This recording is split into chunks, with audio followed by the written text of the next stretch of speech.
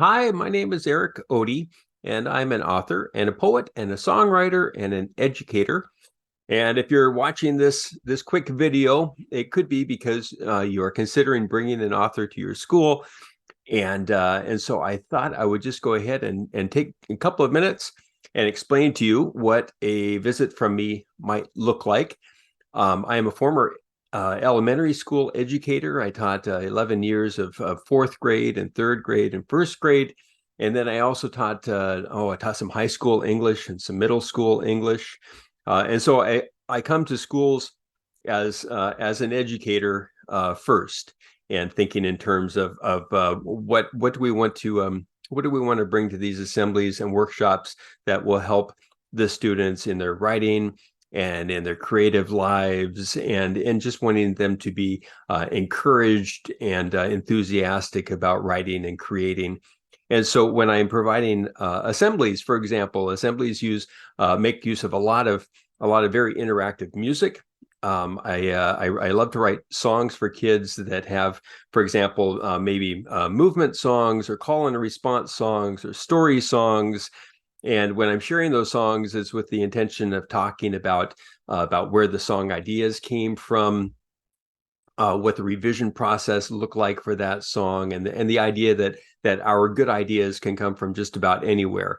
And then the same when it comes to I share a lot of poetry, a lot of interactive poetry, maybe the kinds of poetry that maybe they're riddle poems. I love sharing poems in the guise of riddles, and expecting the students to be listening for clues within the poem that will help them to guess what the poem is about, or their movement poems, and also stories that are like call and response stories.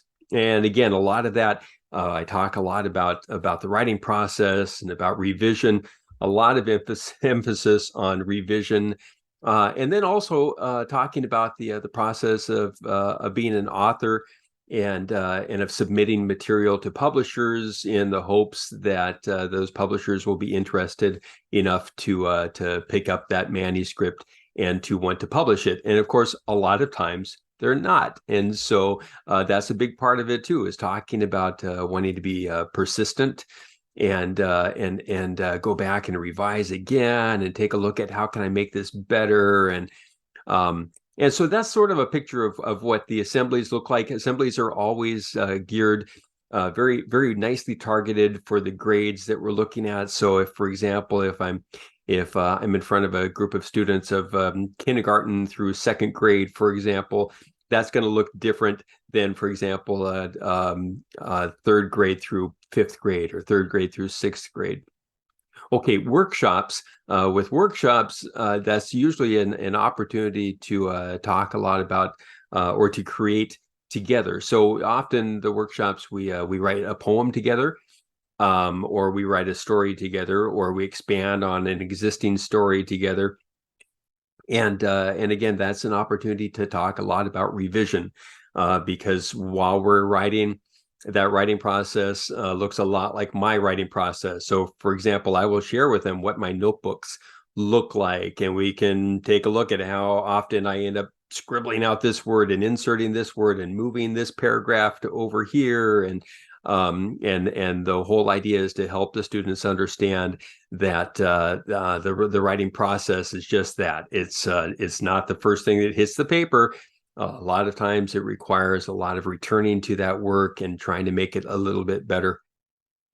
Well, I think that's about it for right now. Thanks for giving me a couple of minutes, and let me know if you have any questions at all, if I can get any information to you. Shoot me an email, or give me a phone call. And there's a lot of information on my website. Of course, there's information about family reading nights, literacy night celebrations. That's always a good time. But I'd love to hear from you. I appreciate everything you're doing. And so keep in touch. Thank you.